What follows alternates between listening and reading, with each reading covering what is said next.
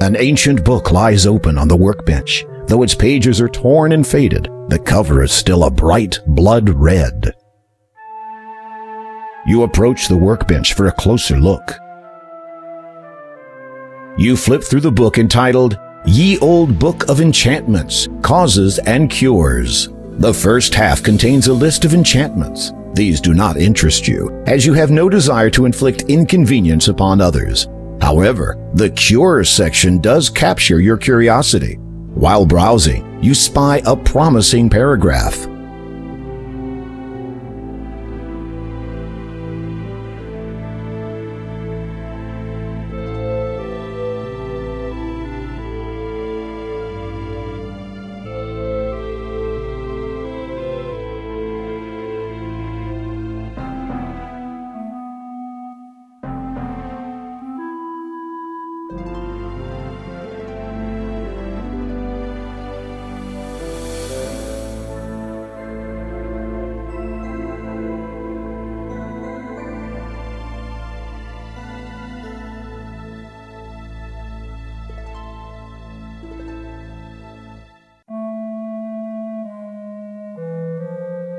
You toss the earrings into the beaker. You toss the sickly yellow flower into the beaker. You strike the blade of your sword against the flint stone. It sparks, and the wick catches alight. You watch, fascinated, as the two unlikely objects melt under the heat of the magical flame.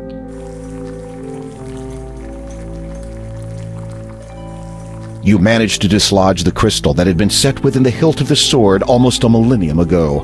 You feel a tinge of guilt and wonder what all the past monarchs of Daventry would say if they saw you damaging ancient crown property.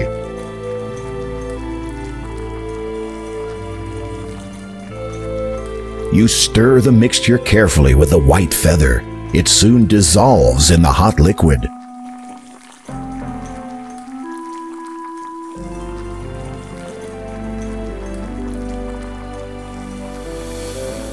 You drop the crystal in and watch, amazed, as the green liquid slowly seeps into it.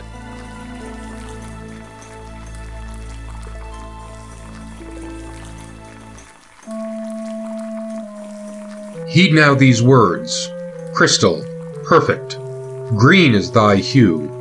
Restore, correct. Guard well my form. Preserve, protect. You recite the words correctly, line for line, and sure enough, only a brilliant emerald remains in the glass beaker. You quickly blow the flame out so as not to overheat the emerald and cause damage to it. Picking it up gingerly, you're amazed that the emerald took virtually no time at all to cool.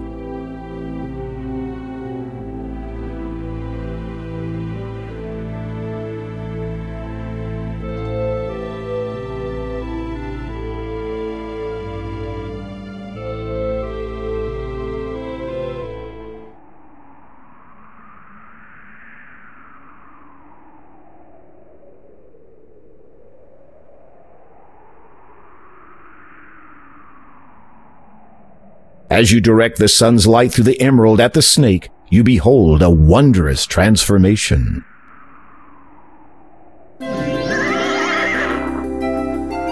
Before you now stands a magnificent winged horse.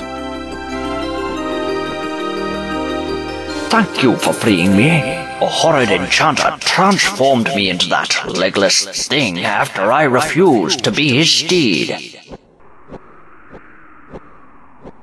That was quite a gamble, to refuse an enchanter. True, but I could not have accepted, even if I had wanted to. For I am a disciple of the cloud, and can serve no land dweller. Disciple of the cloud? What does that mean? First, tell me of what you seek up here. You take a deep breath, then explain about the Door of Destiny, the gems of nature, and your present quest to locate the growth gem. So, you seek the air gem. Yes, that is right. You know of it? Most certainly. But you will not be able to reach it by any means available to you or any of your kind. I would gladly take you to it, but alas, the enchanter took and hid from me my bridle. Without it, we could search for 1,000 years and still never find the cloud spirit. Where did he hide your bridle? I do not know. Perhaps a clue may be found in that blackguard's abode behind me.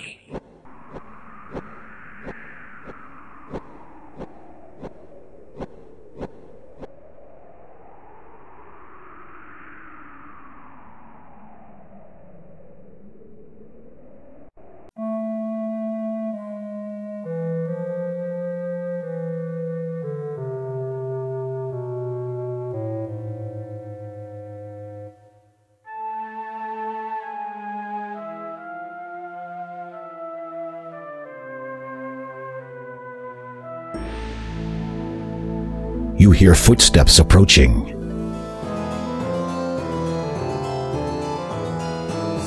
Uh-oh, the enchanter has caught you in his lair. He twirls his hands, aims them at you, and then utters some words under his breath.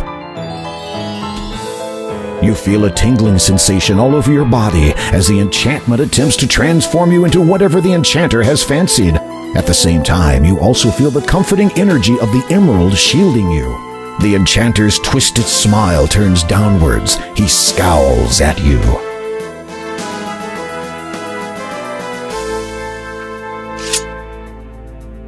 There is a look of panic on the man's face. He does not dare breathe. I hereby order you to depart from Kalima forever, never to trouble its citizens again, lest you earn the fullness of my wrath. The enchanter looks baffled. You sigh inwardly and try again. Leave. If you come back, then you will get it. The enchanter nods frantically, as much as he can without cutting his own neck on your sword edge. He gestures quickly with his hands.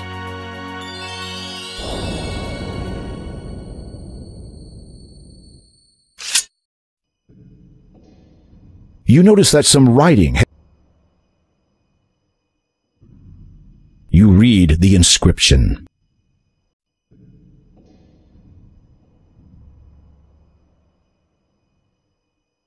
The engraving on the wall reads, "In row of stones that number 6, half and a pair from left do pick. Quell then my spell, avoid the tricks."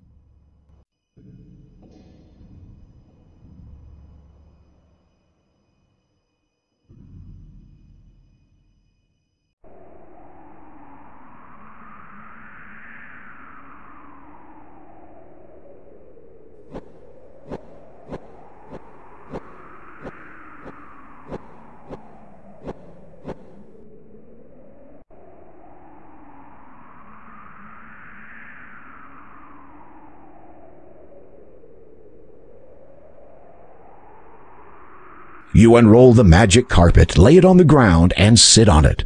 The carpet rises into the air again. The carpet begins to descend.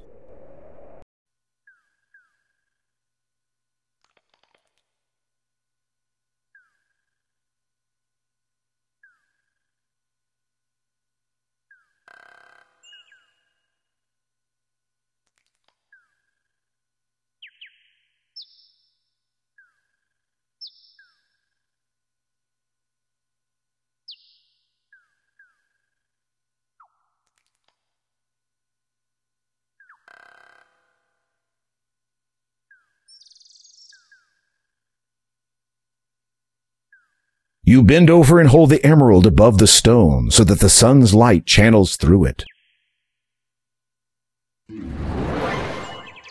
Incredible! The rock has transformed into a silver-studded bridle. You take the bridle.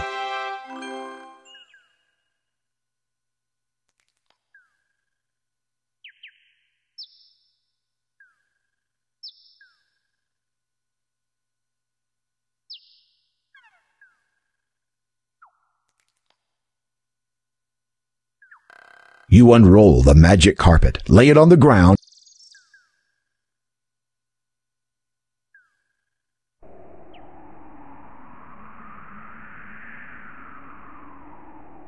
As you reach down to get the carpet, it vanishes into thin air without even so much as a puff of smoke.